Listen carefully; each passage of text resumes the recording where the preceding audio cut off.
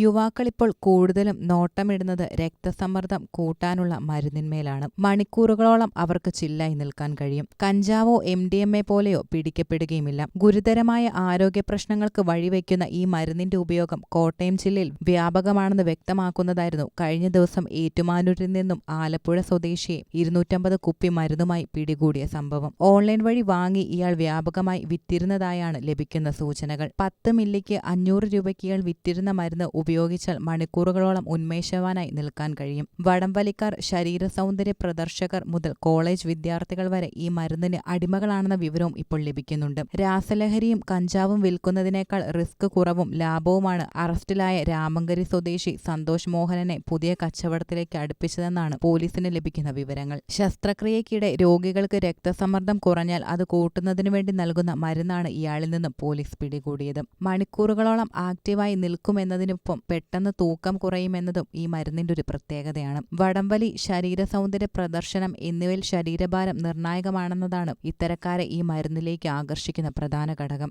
എന്നാൽ ഈ മരുന്നിന്റെ അമിത ഉപയോഗം വൃക്കയുടെ നാശത്തിന് കാരണമാകുന്നുവെന്നും ആരോഗ്യ വിദഗ്ധർ ചൂണ്ടിക്കാട്ടുന്നു. മെഡിക്കൽ സ്റ്റോറുകളിൽ നിന്നും ഡോക്ടറുടെ കുറിപ്പടിയോടെ മാത്രം ലഭിക്കുന്ന മരുന്ന് ലൈസൻസ് ഇല്ലാതെ വിൽക്കുന്നത് ഏറ്റവും ശിക്ഷാർഹമായ കുറ്റമാണ്. എന്നാൽ ഓൺലൈനിൽ മരുന്ന് കിട്ടാൻ ഇത്തരത്തിൽ യാതൊരുവിധ നിബന്ധനയും ആവശ്യമില്ല. മരുന്നുമായി പിടിയിലായവർക്ക് 3 മുതൽ 5 വർഷം വരെ തടവും പിഴയുമാണ് പരമാവധി ശിക്ഷയായി ലഭിക്കുന്നത്.